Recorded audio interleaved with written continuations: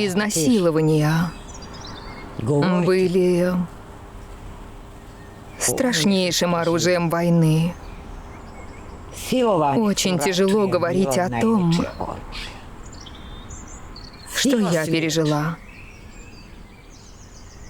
Весь мир, не только Украина, должны ориентироваться на опыт Боснии и Герцеговины.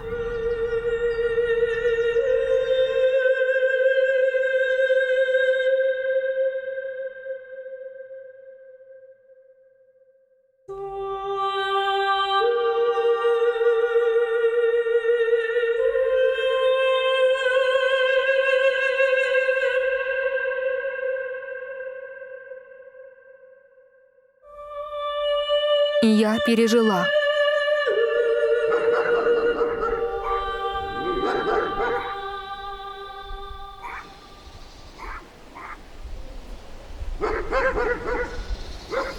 Меня зовут Галина. Сейчас мне 61 год. Всю свою жизнь я прожила в Краматорске, Донецкой области. Когда в 2014 году начались боевые действия, оккупировали Славянск и Краматорск. Они находятся рядом. Мы с семьей решили, что нужно спасаться. Мы нашли приют здесь, ближе к сердцу Украины, под Киевом.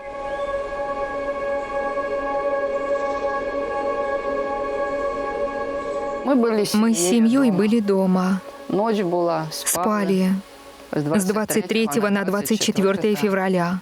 И в 5 утра мы проснулись от взрывов. Рядом с нами Ирпень, Буча. Были уже очень сильные взрывы. А до этого нам никто ничего не говорил, что будет война, что надо куда-то ехать, что надо эвакуироваться или что-то еще. Уже ни света, ни газа нигде не было. То есть боевые действия шли полным ходом.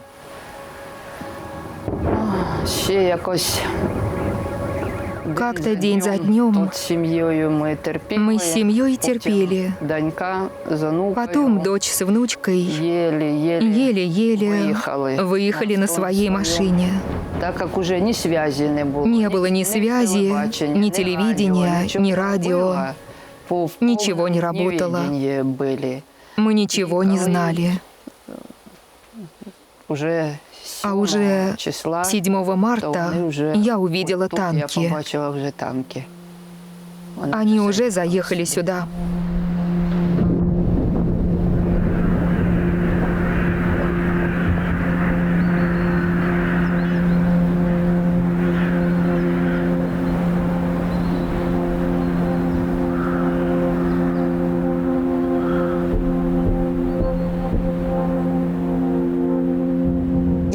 Для меня война началась летом 2014 года с появлением в моем городе каких-то непонятных людей в полувоенной форме. Когда все общество вокруг меня молчало. Все чего-то ждали. Что-то непонятное витало в воздухе. Это уже было весной 2014 года. И потом это непонимание накапливалось больше и больше. И было очень страшно. Потому что ситуация вокруг менялась, и ты не мог на нее никак повлиять. Я говорю про себя, потому что мне было очень неприятно, что никто не считался с моей точкой зрения.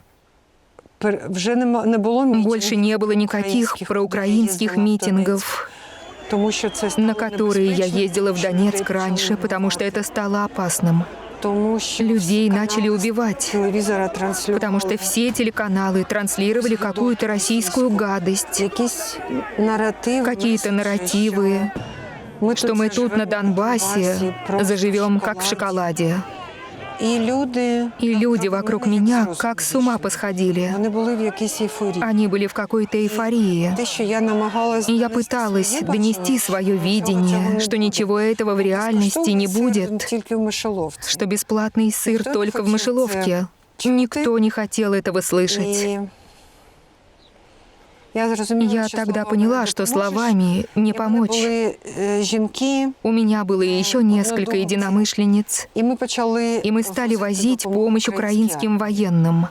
Але так склалося, Так продолжалось що полтора десь месяца. півтора місяці Мы возили еду, їжу, одежду, одяг, ліки, лекарства, сигареты украинским военным в направлении Славянска. Це стало відомо Но тільки стало мені. известно только Ціла про меня. бригада ополченців, Тогда из яких Донецка очолював приехала целая російський бригада офіцер, ополченцев. і вони которую приїхали возглавлял до мене, российский казали, офицер. що вони. Они приехали ко мне домой и арестовали меня. Полону. И потом были 5 дней плена. І я думаю, буде зайвим казати, що Я це думаю, були излишне найстрашніші говорить, что дні это были в 5 моєму самых страшных дней в моей, чудовому житті. до этого прекрасной жизни.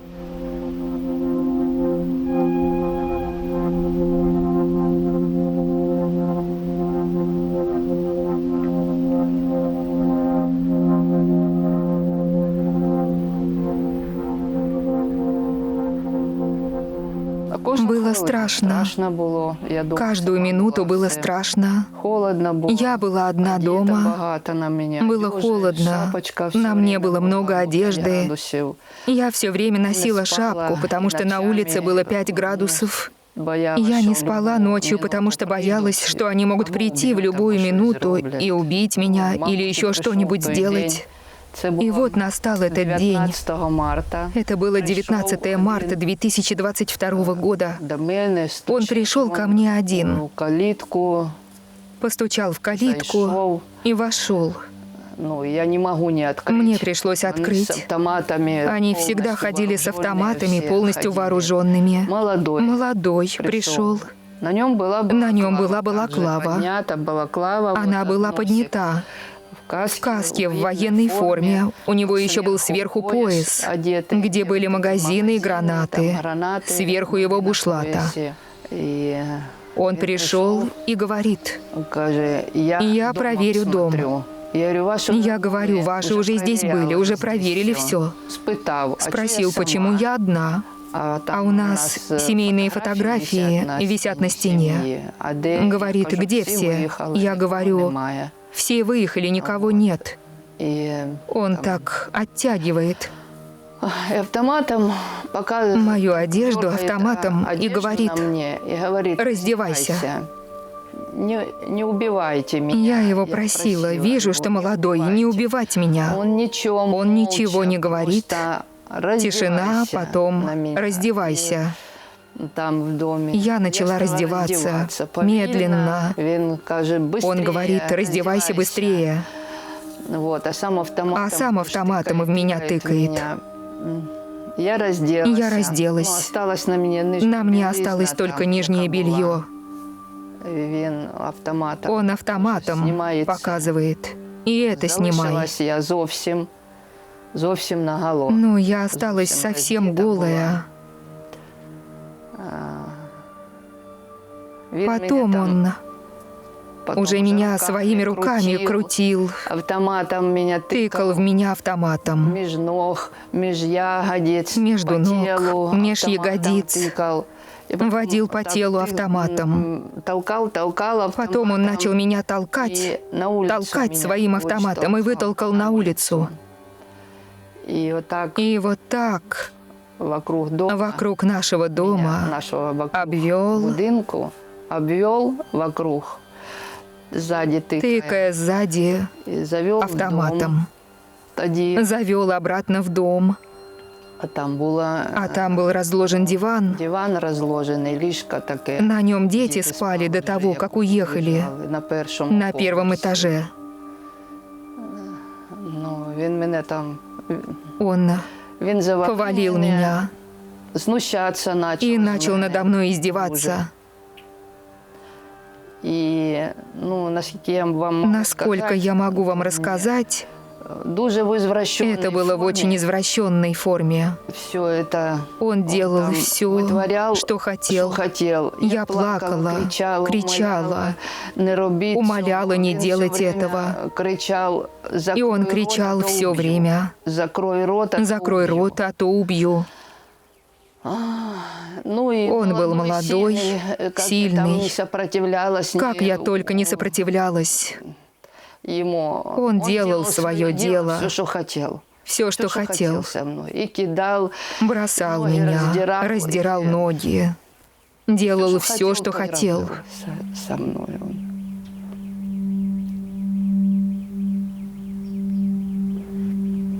Потом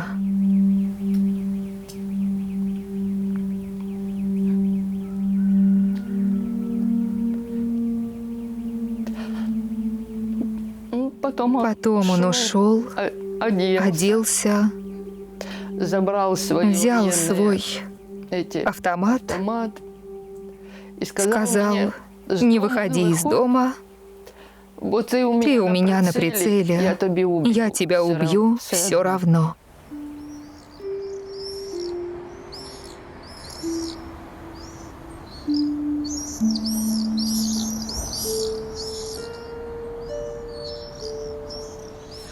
Сначала меня повезли в Ясиноватский линейный отдел, лінійний відділок, который уже был заполнен этими ополченцами. Я знаю, что они там были, что это был их штаб в Ясиноватой, и я там пробыла долго. Я там пережила все первые страшные часы в своей жизни. І після цього я Уже после этого я перестала сподіватися на щось перестала надеяться на Добре. что-то в моєму лучшее подальшому в майбутньому. своем будущем. І вже з цього моменту С этого я момента вже я почала начала думать, як би мені как бы мне умереть швидко быстро и и легко. Оця Это постійна постоянная думка, мысль, як мені как померти можно умереть швидко, быстрее, не не переживаючи испытывая цих этих страждань. страданий. Вона Она оставалась со мной все время пребывания в плену.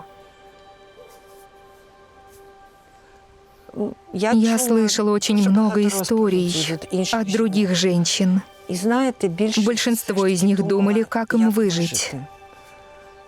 Все испытывали этот страх, что их убьют. Почти каждая женщина говорит, что после изнасилования преступник хочет убрать свидетеля. И большинство женщин говорили мне, что молились, чтобы их не убили. А я молилась, чтобы меня убили легко, чтобы это был выстрел в голову, например. Мне казалось это хорошим вариантом. Поэтому я даже провоцировала немного. Я сказала одному охраннику: «Да, я украинка, и у меня украинское имя», но получила лишь удар прикладом, а не легкую смерть. Мне кажется, что люди, кто был в плену, поймут, о чем я говорю, когда ты просто кусок мяса, который болит. И этот страх, постоянный страх, страх перед тем, что с тобой сделают в следующую минуту,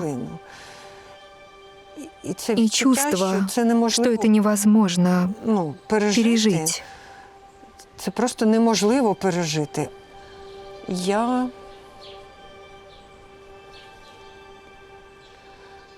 На четвертый день, после того, как меня привязали на улице к столбу, после этих ужасов, зґвалтували когда ще рядом со чоловіка. мной изнасиловали Я мужчину. це також пережила. І Я це тоже это настільки- пережила, и это было ужасным. Це настільки Я жорстко, даже не могу я это вам просто описать. передати не можу. Це ще Это один еще один опыт, досвід, який через нормальна который людина не мусить ни один переживати. человек не должен Бути пройти. свідком, коли когось Быть гвалтують. Це свидетелем, настільки, когда кого-то це насилуют, настільки неймовірно это настолько страшно. Я просто что я вила. выла. Я чула Я слышала, вухами, что в этот я в цей момент момент я издавала какие-то животные звуки, коли його когда его гвалтували. насиловали. Завивала Я чи просто щось выла, таке. Щоб не чтобы чути, не як він слышать, стогнав, как он кричав. стонал и кричал. Я не знаю, чому. Я не як знаю, це почему можна и как это пережити. пережить.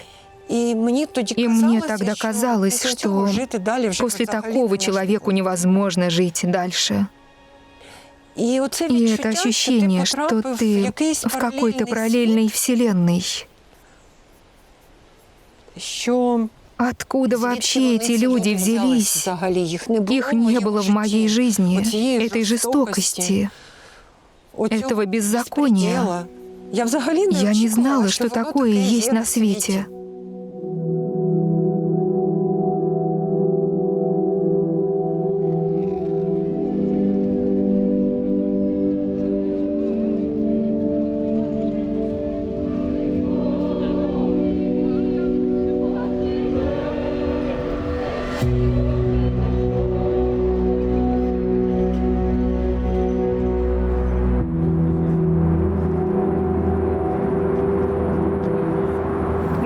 Это случилось 9 октября 2019 года.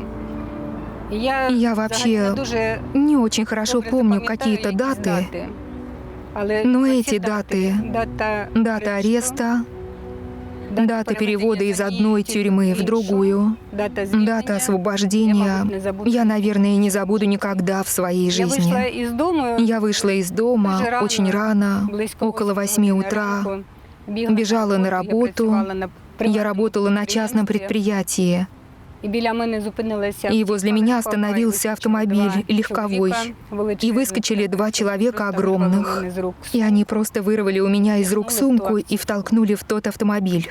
И они привезли меня в эту ячейку, их местную. И молча, они вообще ничего не сказали. Они начали смотреть мой телефон, что-то там в компьютере, бегать из кабинета в кабинет. Меня просто усадили и просто молчали со мной, не разговаривали.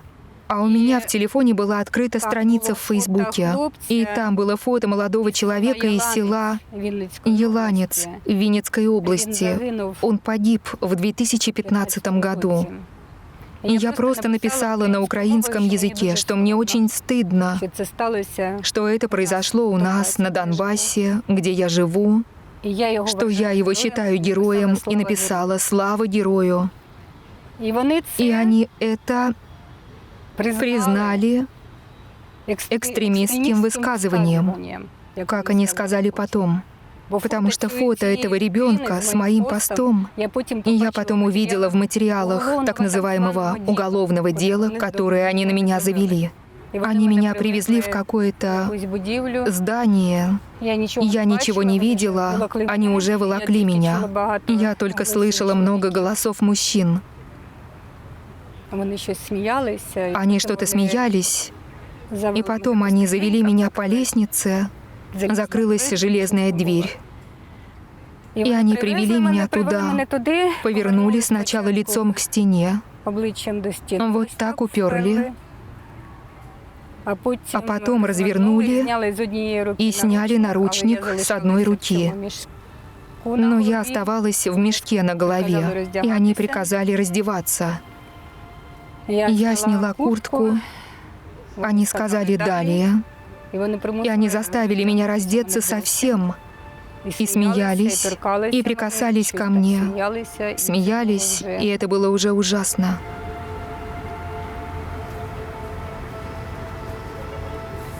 Страшно было. Потом я услышала голос того мужчины, который меня задерживал. Он сказал: «Все, хватит». Они отдали мне одежду, сказали одеваться. Я оделась, почувствовала руками, что нет ремня на джинсах и шнурков на ботинках. Тогда они уже просто меня поволокли, и началось.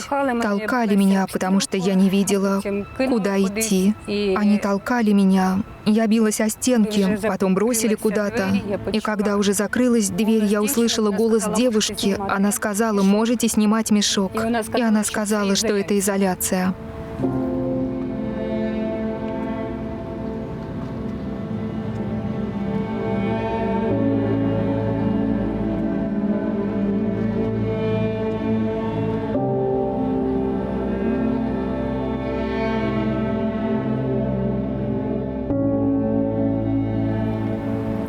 А через несколько недель приехали эти опера, которые меня задерживали.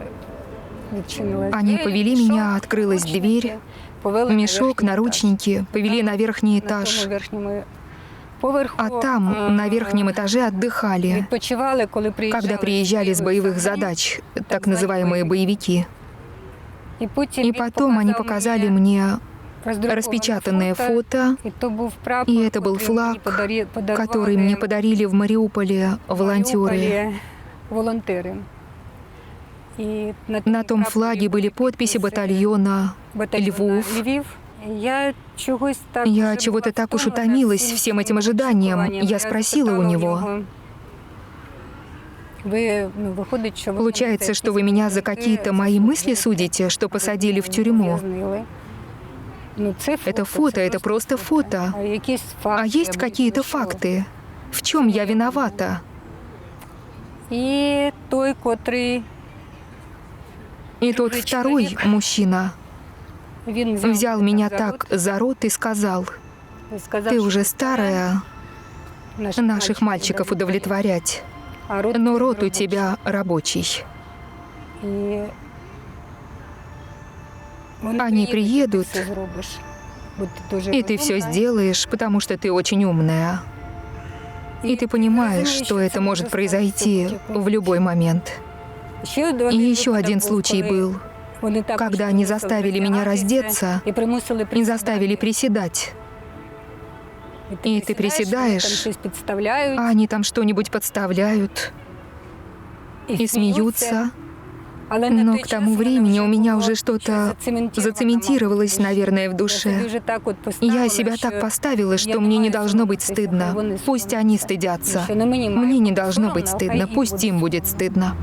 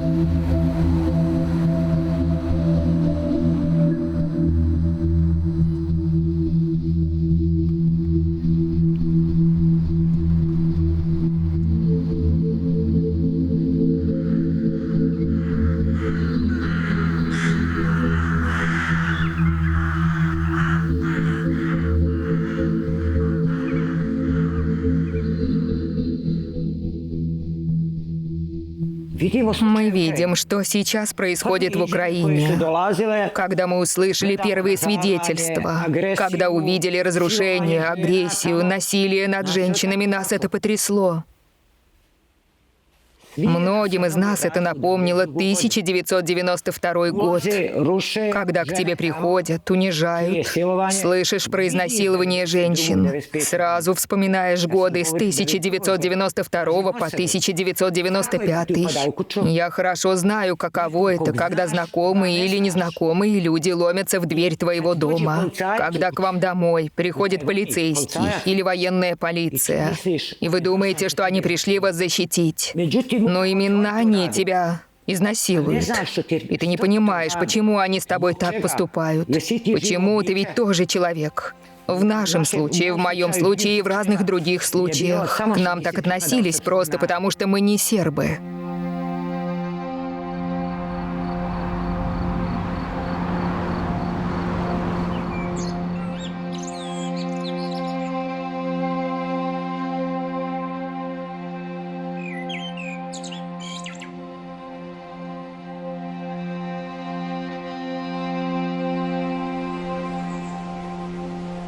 Я никогда не думала, что в мой дом вломятся соседи, что приведут четников, что они будут насиловать, убивать, грабить. Все началось с грабежей. Деньги, золото, марки. У них были свои интересы. Все происходило в 2-3 этапа. Как это пережить? Смотришь насильнику в глаза, просишь о милости, но пощады нет. Ты знаешь его, называешь его по имени, а он приставит пистолет к груди и говорит: «Это не я, не называй меня так». Было очень сложно говорить о том, что я пережила. Вначале было трудно, был стыд.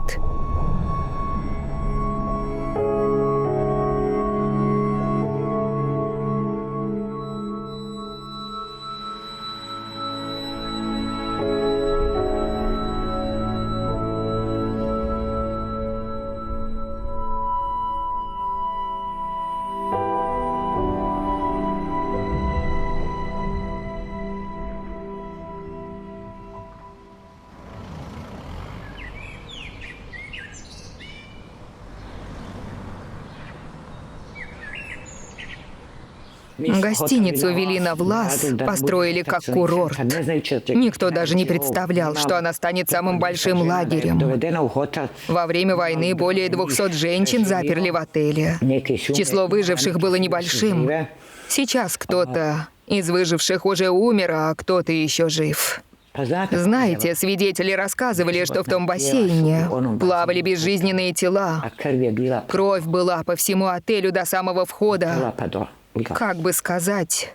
А сейчас они раздают туристические путевки, люди там отдыхают. Мы просили повесить там памятную табличку, но кто разрешит? Здания, гостиницы, стены, они ни в чем не виноваты. Ни одно место преступления не виновато. Но в память о жертвах, ну хотя бы лист А4 повесьте. Но кто потом будет отдыхать в этом отеле? В гостинице Велина Влас нет ни одного номера, в котором бы кого-то не изнасиловали или не убили. Такие места существуют во многих городах, не только в Вышеграде.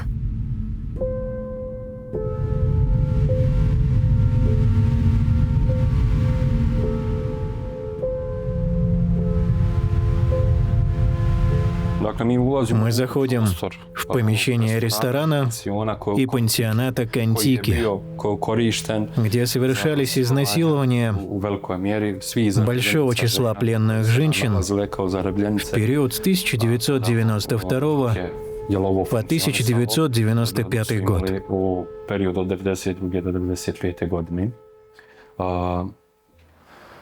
Нижний этаж в основном использовался как ресторан. Это зал ресторана, а примерно там стояли столики. А за дверью, с другой стороны, помещения. Вы увидите уже только очертания мебели. Но здесь была кухня, там готовили еду. Самих женщин удерживали в бункере внизу. Потом их по одной или группами вводили в комнату наверху, где и насиловали.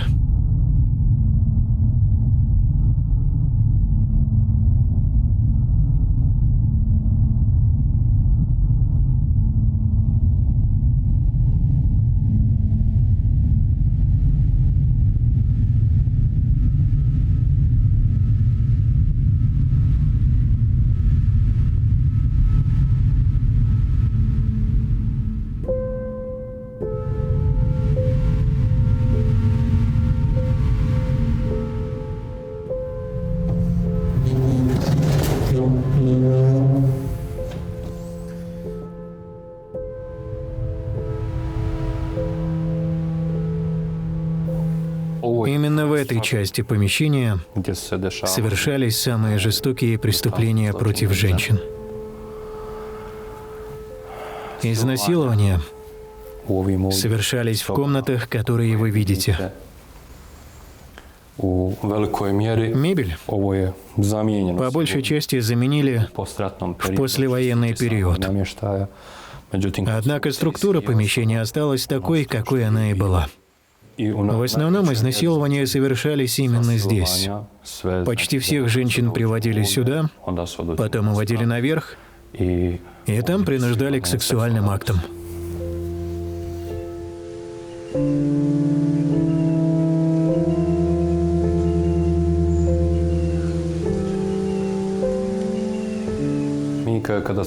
Когда мы получили подтверждение, что это помещение передадут фонду «Мемориал» в управление, мы организовали встречу, на которую пригласили широкий круг участников.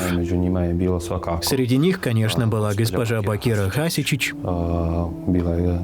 госпожа Митхета Калопера-Рули и другие.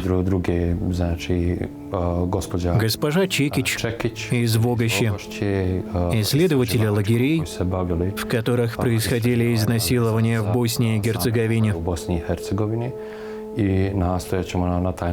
И когда мы начнем активную работу над самой музейной экспозицией, будем консультироваться с ними на каждом этапе, чтобы наиболее адекватным образом рассказать историю именно о том, что они пережили.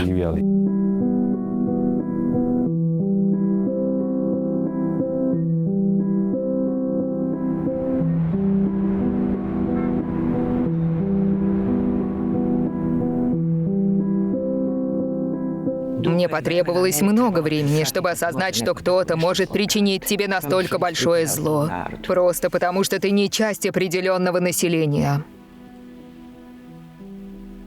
Он тебя насилует, пытается убить, убивает твоих людей.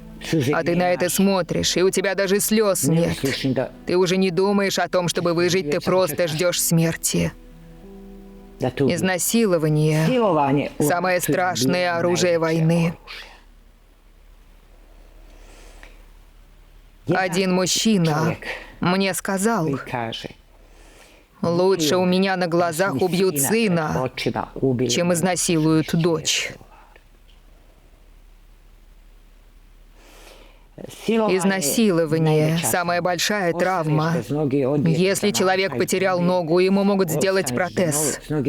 Нам можно только отрубить голову. Нет способа стереть это пятно, то, что случилось. Врачи пока не изобрели такого ластика. Пусть врачи говорят, что хотят. Мы слушаем советы психиатров, психологов, посещаем индивидуальные и групповые терапии. Все хорошо, слушаем их советы, совсем согласны. Потом приходим домой, а оно приходит во сне. Это была катастрофа. Кто не был в руках насильников, тот до конца не поймет, кто такой военный преступник. Число женщин, которые попали в плен и не столкнулись с изнасилованием или сексуальным насилием, очень небольшое. Вот почему изнасилование считается оружием войны.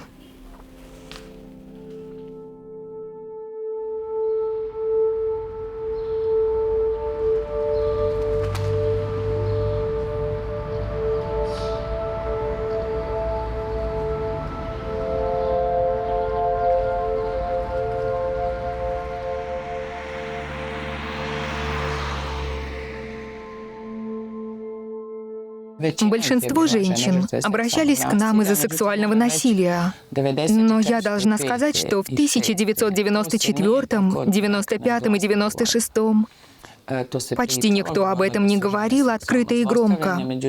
Говорилось, что женщин насиловали, но благодаря терапии и коллегам, которые с ними работали, небольшое число женщин тогда открыто смогли рассказать, что их изнасиловали. Некоторые женщины регулярно к нам ходили, но только через 5 или 6 лет смогли начать говорить о своем опыте сексуализированного насилия. Было несколько случаев, когда скрыть было невозможно, потому что эти женщины беременели в результате изнасилования. Это было очевидным, и это то, как мы к этому подходили в терапии. Но гораздо больше женщин рассказали о своем опыте только в начале 2000-х. Насилие — это покушение на женщину, на ее нравственность, на ее тело, на ее сексуальность, на все то, чем она является. И в то время у них просто не было ни возможности, ни сил прожить этот опыт, не испытывая ничего, кроме страха.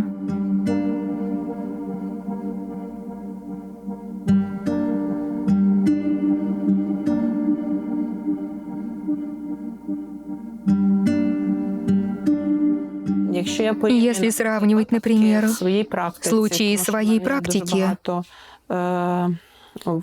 потому что у меня очень много опыта работы с сексуализированным насилием в мирное время. Я вижу иногда, что если это насилие не сопровождалось какой-либо дополнительной травматизацией, у меня было такое впечатление в некоторых случаях, что пострадавшие меньше берут на себя вину в этих случаях, чем в мирное время. То есть в мирное время мы гораздо больше работаем с виной и стыдом. Здесь, поскольку это война, это совершает враг, это очень понятное черно-белое мышление. Я пострадавшая, и довольно часто эти пострадавшие значительно легче интегрируют травмирующий опыт.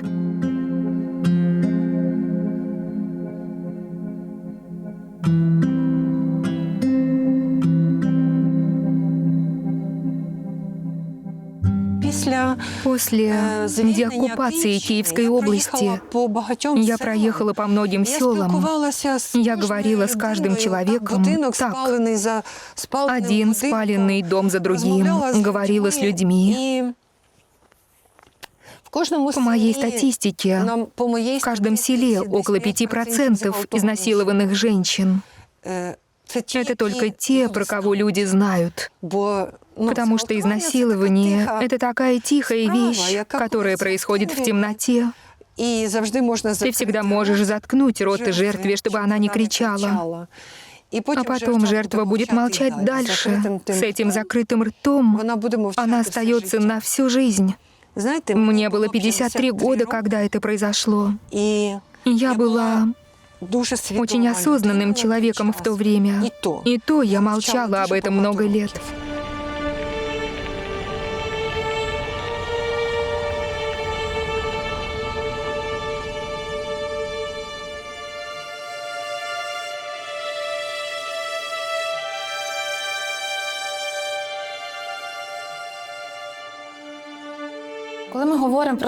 Конечно, когда мы говорим о сексуализированном насилии, это тема, которая долгое время в украинском обществе была табуирована еще до войны. И даже если мы говорим о сексуализированном насилии как военном преступлении, эта тема в большей своей степени остается невидимой, потому что потерпевшие боятся говорить о том, что с ними произошло. Из-за страха осуждения, недоверия к ним как со стороны органов власти, так и со стороны украинского общества.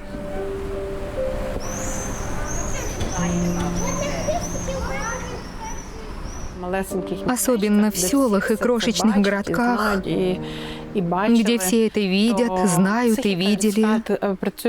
Человеческая психика работает таким образом, что мне нужно отстраниться от пострадавшей, чтобы понять, что со мной такое не произойдет. В этом заключается виктимблейминг, когда я начинаю искать, что в ее поведении было не так, чтобы я это поведение не повторила. То есть она была в короткой юбке, значит, поэтому ее могли изнасиловать, или она где-то вышла не в том месте, где она могла выйти. И это часто достаточно жестоко, достаточно уничтожающе. И сейчас уже есть такие тенденции обвинения в коллаборационизме тех женщин, которые оставались в оккупации. потому что они не могли уехать, просто потому что у них были какие-то причины не уезжать. И на самом деле они сейчас в тяжелых условиях. Если они все еще не могут выехать и не могут воспользоваться какой-либо помощью, их жизненная ситуация довольно грустна. Если они не получают нужную помощь, то они входят в депрессивные состояния, в суицидальные состояния. И мы уже видим такие случаи. И дальше мы будем видеть этого больше.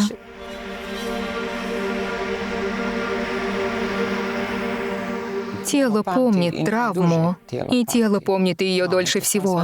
У меня есть коллега, телесная терапевтка, с которой мы начали работать еще во время войны. Сейчас мы единственные во всей Боснии, кто ведет подобную телесную психотерапию, которая в целом направлена на тех, кто не может или у кого не получается выразить это вербально. Работа с телом и воспоминаниями о травме очень важна.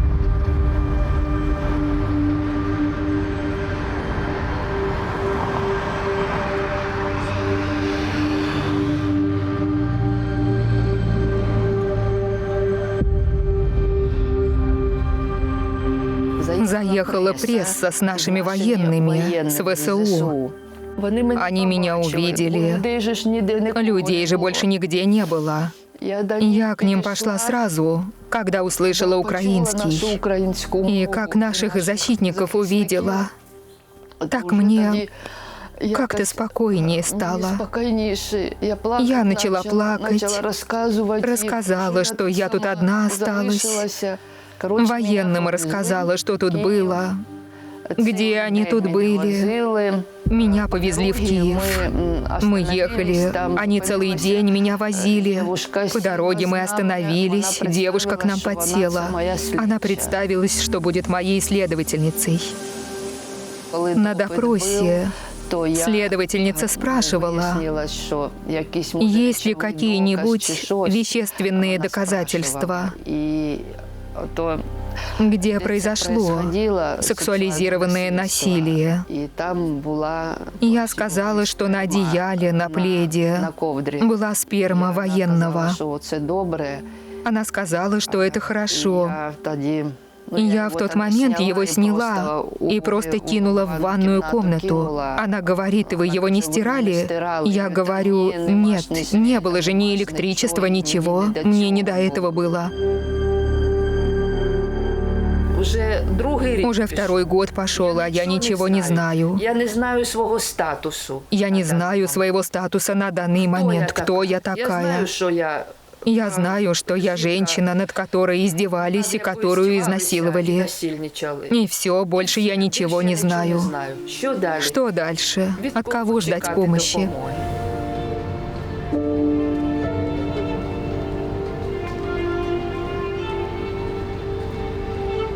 К сожалению, эта проблема все еще существует, это правда. Именно поэтому нас и специализировал генеральный прокурор, потому что мы поняли, что нам хотя бы нужно остановить этот неправильный подход и неправильную документацию. Фактически 90% уголовных производств сейчас расследуются на базе центра Киева.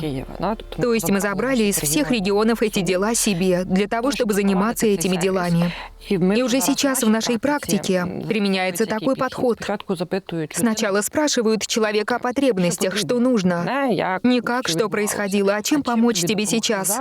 Потому что человек может свидетельствовать исключительно, когда у него закрыты хотя бы какие-то базовые потребности. Это уже наши принципы. Пока нет ни одного случая, чтобы мы могли привлечь к ответственности физически человека, потому что они не находятся на территории Украины, у нас к ним нет доступа. Но из практики для самих пострадавших очень важно установить личность преступника. Они их узнают, и это уже какой-то элемент сатисфакции. Что они знают, кто это, что у этого человека есть имя, это тоже для них важно. Все производства собираются по одному, в том числе магистральному направлению. Это как раз для международных судов. Наши пострадавшие готовы давать показания и ехать за границу. Поэтому мы к этому движемся всеми возможными путями.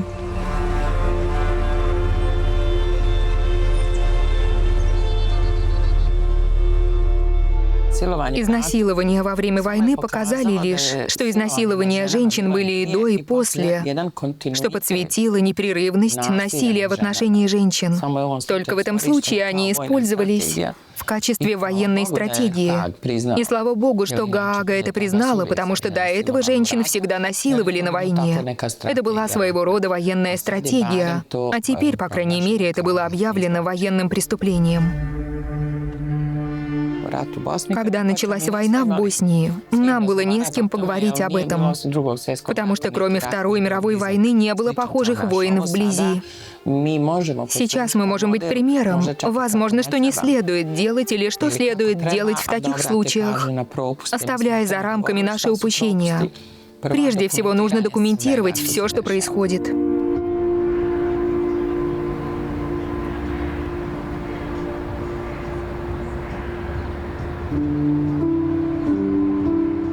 Мы зарегистрировались в 2003 году, когда поняли, что военные преступники остаются безнаказанными, что мы видим их каждый день в наших городах, где мы пережили все эти истязания, откуда нас вынудили уехать. Мы решили прервать молчание и основали ассоциацию женщин-жертв войны. Нас было сначала несколько женщин из Восточной Боснии, Вышеграда и Фочи. Мы стали публично говорить о том, что мы пережили. Так все больше людей в Боснии стали узнавать о людях, переживших изнасилование и сексуальные истязания. И поэтому другие женщины стали к нам приходить. Мы начали заниматься легальными процедурами благодаря нашему статусу ассоциации. Мы стали записывать свидетельства женщин, которые пережили или стали свидетельницами преступлений. Это даже не половина архива нашей ассоциации. Сам архив находится в другом месте. Когда мы берем показания у жертв или свидетелей, мы делаем 4 копии. Одну обязательно отдаем дающему показания лицу. У каждой жертвы и свидетеля есть своя папка. Посмотрите, документы размещаем в алфавитном порядке. Я не могу открыть папки, не могу открыть имена. Каждый выживший присвоен свой индивидуальный номер.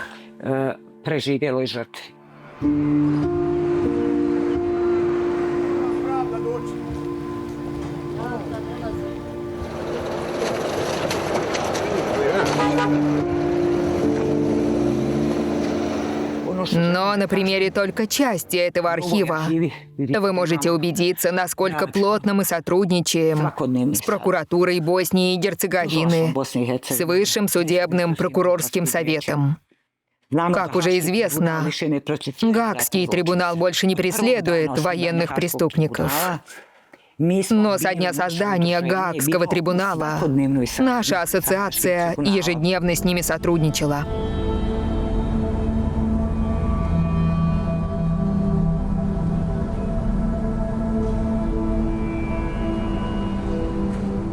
Важнейшее значение Гаагского трибунала заключалось в том, что он охарактеризовал сексуализированное насилие во время войны как преступление против человечности. Это сильно повлияло на внутренние законы и суды, и другие множественные позитивные практики трибунала в какой-то мере, если не полностью, переняла наша законодательная система. Сам факт того, что это преступление теперь определено как преступление против человечности, невероятно важно. Это показывает всю его тяжесть. В результате это повлияло на сроки, которые дают преступникам во время слушаний по делам о сексуализированном насилии во время войны.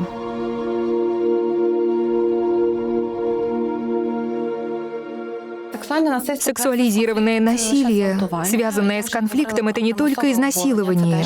Я уже говорила о принудительном обнажении, это тоже одна из форм. Принуждение наблюдать за сексуализированным насилием над другими лицами, угрозы сексуализированным насилием. Также к сексуализированному насилию, связанному с конфликтом, относится принуждение к проституции, принудительный брак, также увечье половых органов. Это тоже может быть одним из распространенных видов сексуализированного насилия, связанного с конфликтом, и другие формы насилия. Также Римский статут не содержит исчерпывающего перечня всех форм, которые могут иметь место.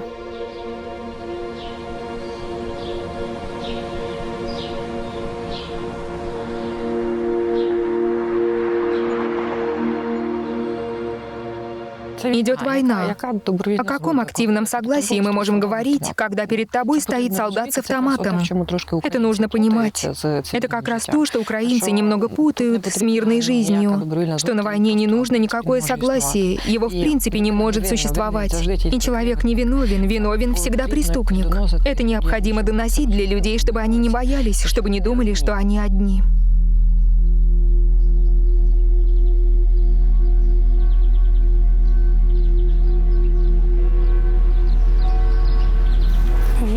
Когда меня раздевали там и трогали меня, это было несколько раз. Я тогда не считала, что это какое-то преступление в отношении меня, потому что там единственное желание выжить. И ты думаешь, ну тебя ведь так не убили, тебя же не поломали, не разорвали тебя в клочья. Не отдаешь себе отчет, что это преступление. Одно из моих желаний, чтобы эти люди были наказаны. Я хочу сказать, что после освобождения, где-то 1,5-2 месяца после этого, я с помощью адвоката Андрея Яковлева написала заявку в Европейский суд по правам человека.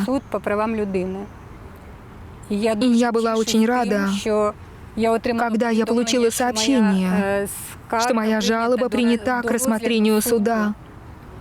И там написано «Гусейнова против России».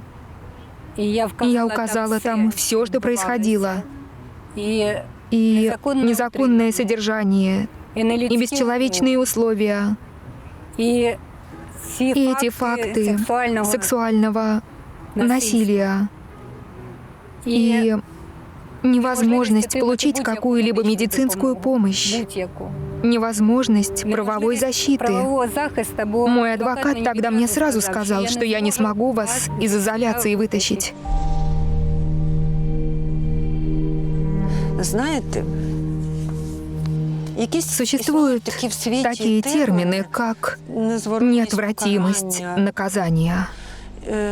Преступления должны быть наказаны. Знаете, чем я жила в последующие годы, 2015-2016? Постепенным пониманием, что преступники никогда не будут наказаны.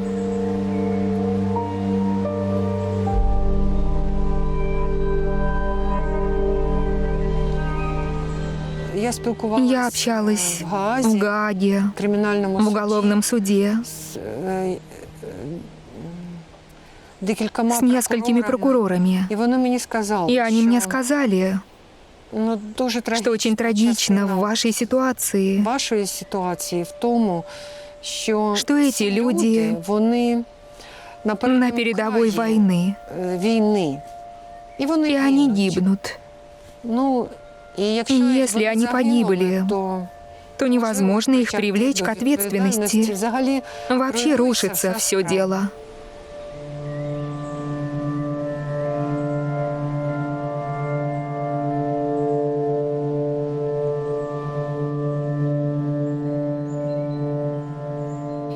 Свидетельства самих потерпевших в большинстве случаев могут быть единственным и достаточным доказательством для того, чтобы доказать вину преступника. И это важно понимать, в том числе самим пострадавшим от сексуализированного насилия. Потому что иногда потерпевшие говорят: «Я не буду обращаться, потому что я кроме своих слов ничего больше не имею. Я ничего не помню и могу только рассказать то, что я пережила, и, возможно, какими-то определенными частями». И это тоже имеет значение. И на основе этого открывается уголовное производство, и на основе этого осуществляется расследование. Как я уже говорила, кроме свидетельств потерпевших, есть информация у наших правоохранительных органов о находившихся там российских военнослужащих.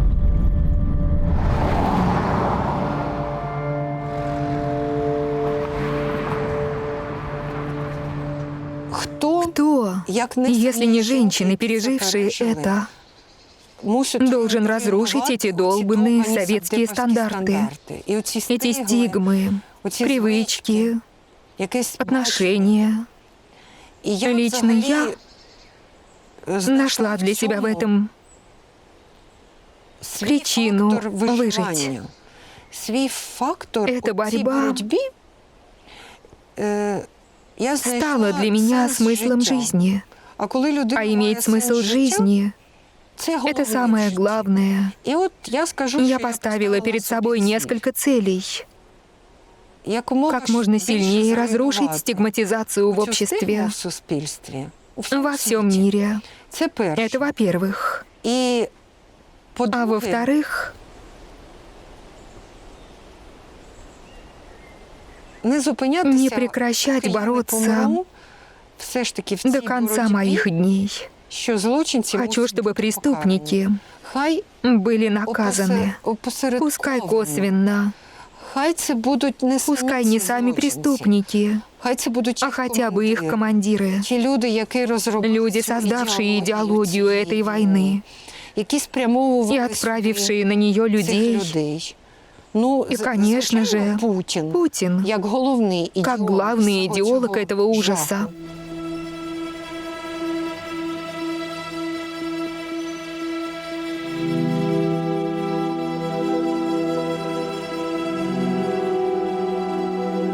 Очень важно начинать работу по расследованию военных преступлений сразу же, во время войны, или сразу же по ее окончании. Существует множество факторов, которые потом могут повлиять на процессы, связанные с военными преступлениями. Прежде всего, большое количество преступников выезжают за границу. Жертвы тоже бегут от уродливой реальности, от боли и травмы, которые тоже очень часто связаны с конкретным местом. Наказания для преступников в Боснии сейчас не унифицированы. Но если говорить о конкретных сроках, то они варьируются от 6 до 10 лет лишения свободы.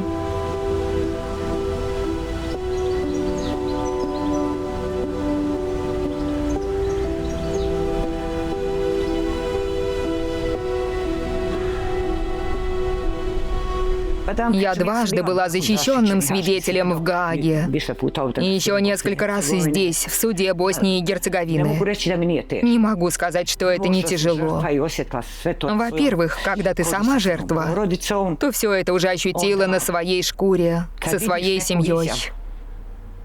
Потом, когда читаешь чужие показания, иногда это 10 страниц, думаешь: слава богу, мне еще повезло по сравнению с другими женщинами. Только в нашей организации 62 женщины родили детей в результате изнасилования. Понимаете, 62. Некоторые отдали детей в детдом, другие решили растить ребенка. Кто-то отдал их насильнику, но таких меньше. Такие примеры существуют по всему миру и в Сербии.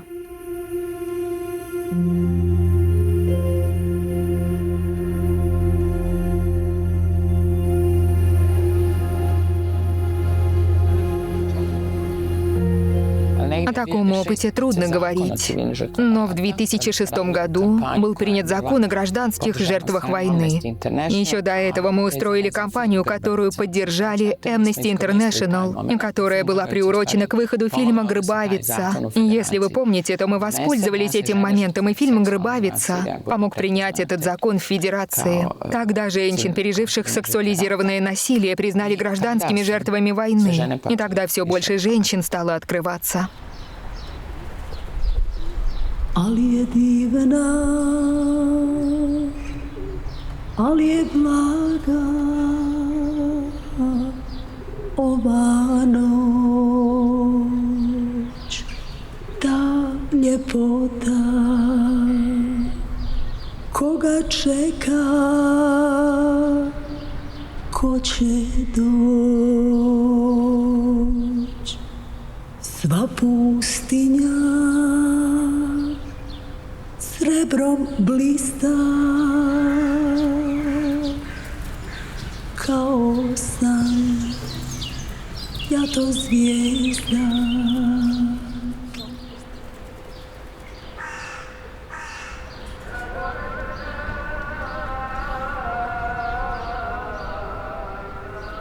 Фильм «Грбавица» основан на рассказах переживших насилие женщин, которые родили детей.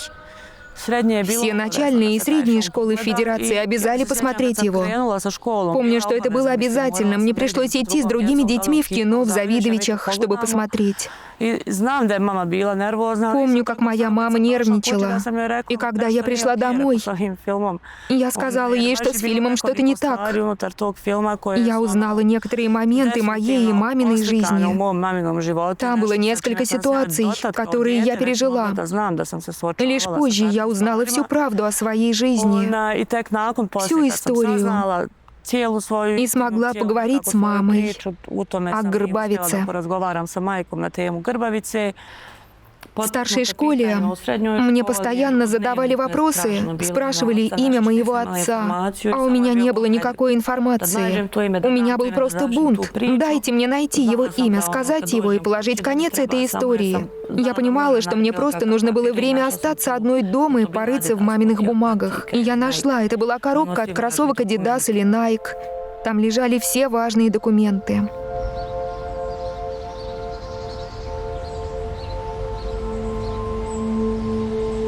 Когда я узнала, когда я прочитала подробное описание того, что случилось с моей мамой, это можно сравнить только с черной дырой, это травма. Я злилась, потому что мне никто об этом не рассказывал.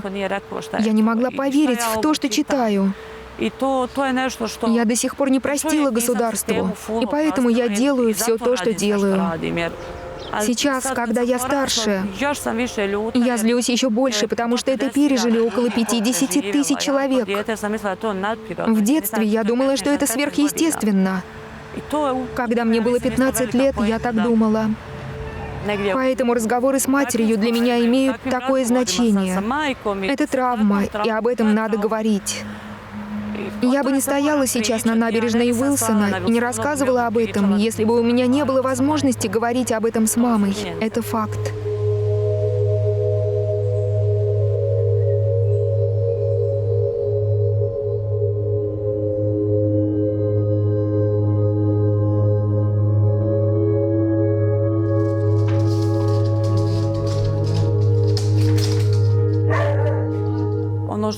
Наша организация борется за место в обществе для таких детей и в законе, которого точно нет.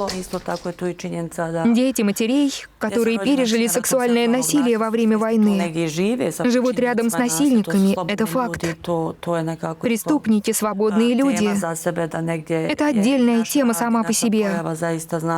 Нашей работой мы хотим вывести преступников из зоны комфорта, в которой они живут, пока мы прячемся, боимся и живем без прав. Босния и Герцеговина официально стала страной с самой сильной, самой конкретной, самой справедливой правовой системой в мире для детей, рожденных в результате изнасилования во время войны. Они теперь признаны непосредственными гражданскими жертвами войны. Это является прецедентом на международном уровне и позитивным сигналом. Имя одного родителя, акция, которую лично я инициировала 10 мая 2020 или 2021 года. В 3 часа ночи я отправила 72 электронных письма властям. Вот так это началось. Проблема возникла из-за того, что у детей требуют имя отца, чтобы указать в дипломе или других документах, как способ идентификации. У нас такой информации нет. Это пример патриархата, который препятствует закону, когда общество препятствует применению закона. Никаких препятствий для реализации этого запроса не было. Инициатива была чрезвычайно значимой, и ее сейчас используют как один из положительных примеров в ООН. Спецпосланница по вопросам сексуального насилия Прамила Паттен включила это в свои рекомендации для других постконфликтных стран, и нам удалось это изменить.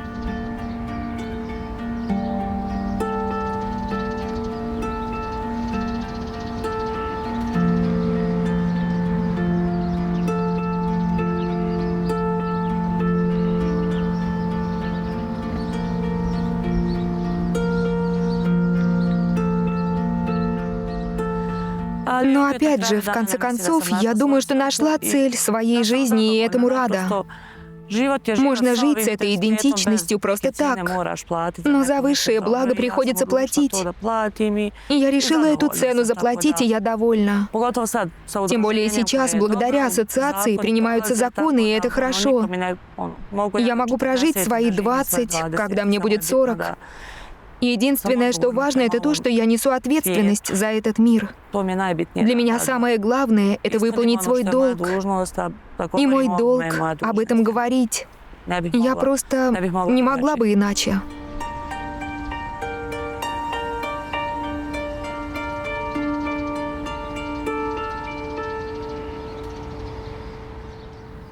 У меня были страшные кошмары и проблемы. У меня были травмы, поэтому я ходила на разные виды терапий. Но поверьте, сегодня меня несколько раздражает, когда кто-то отрицает сексуальное насилие на войне.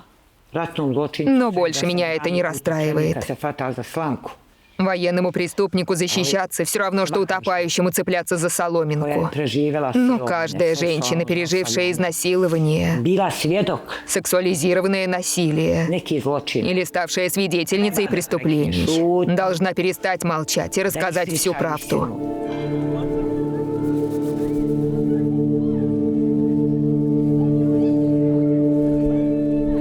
Сначала я думала, что переживу, забуду и никому не буду говорить.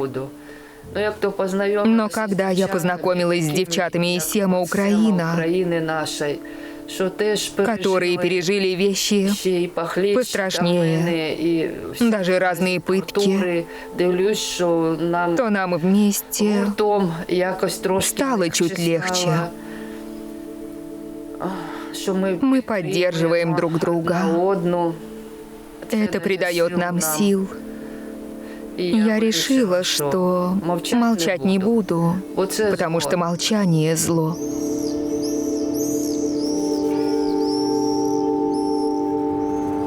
Я бы хотела посмотреть в глаза тех, кто это делал. Потому что все время на изоляции у меня на голове был мешок. Я даже глаз их не видела. Я бы хотела посмотреть им в глаза и понять, почему. Это сделало твою жизнь лучше? Не надо жалости. Я не люблю, когда люди говорят «жертва» или «потерпевшая». Нет, извините, но когда человек открыто об этом говорит, он не жертва и не потерпевший. Это человек, который это пережил и живет дальше.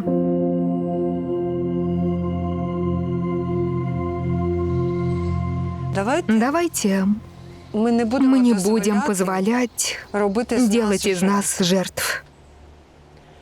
Мы это пережили и живем дальше. И гораздо достойнее жить в образе пережившей, а не в образе жертвы. И раз про нас постоянно хотят сказать, что нас используют как оружие, то давайте мы сами станем этим оружием. Оружием, которое накажет преступников.